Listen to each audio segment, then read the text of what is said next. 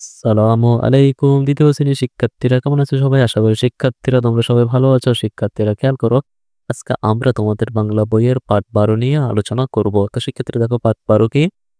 পাঠ ১২ তে আজকে আমরা শিখব যে ফলা চিহ্ন শিখি। তো ফলা চিহ্ন কি দেখো, আজকের ক্লাসে আমরা শিখব দেখো ব ফলা। ব ফলা কোনটাকে বলে? এই যে ব, দেখছো? এই যে অক্ষরের নিচে দেখবা যে ব লেখা থাকে। অনেক শব্দে অক্ষরের নিচে ব লেখা থাকে। এটাকে ব ফলা বলে।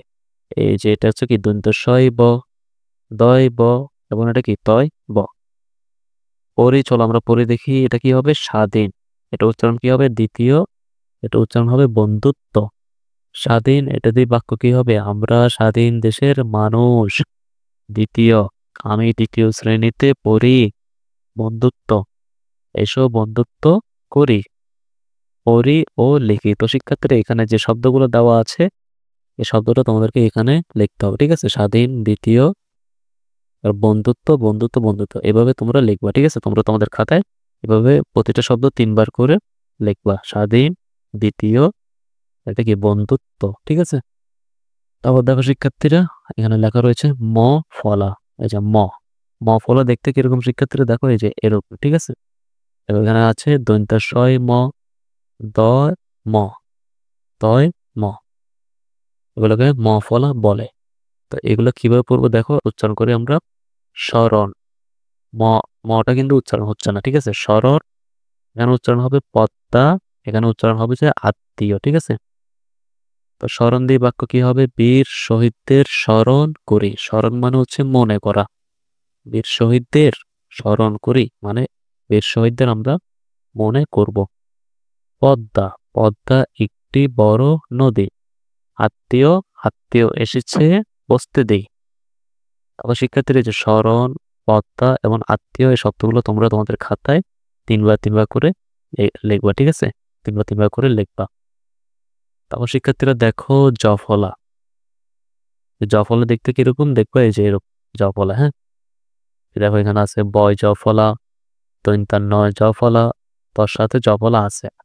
তো এগুলো একটু পরে দেখি কিরকম। ব জফলা অন্তস্তীয় ব্যয়, পরে ধন্যবাদ, সত্য। ব্যয় দিয়ে বাক্য কি হবে? হাই বুঝে ব্যয় করে ধন্যবাদ, তোমাকে অনেক ধন্যবাদ, সত্য, সত্য কথা বলি। তাহলে দেখো শিক্ষার্থীরা, এই যে তোমরা এই লেখাগুলো একটু প্র্যাকটিস করবে, ঠিক আছে?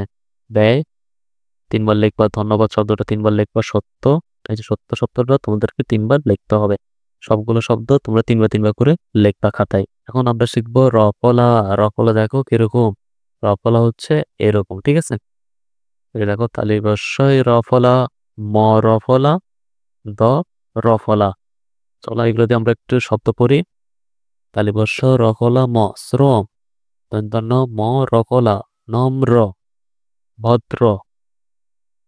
তাহলে দেখো শ্রম বৃথা যায় না, শ্রম বৃথা যায় না, নম্র। রফলা যেহেতু তাই এটা র উচ্চারণ হবে, দন্ত ন হবে উচ্চারণ আগে, তারপর দ্বিতীয়তে ম উচ্চারণ হবে, ৩ নম্বরে এই যে রফলার জন্য র উচ্চারণ হবে। নম্র থাকি, নম্র থাকি, ভদ্র, ভদ্র হয়ে চলি। এই যে শ্রম শব্দটা, নম্র শব্দটা এবং ভদ্র শব্দটা তোমরা তোমাদের খাতায় এটা ৩ বার, এটা ৩ বার এবং এই শব্দটা ৩ বার করে লিখবা।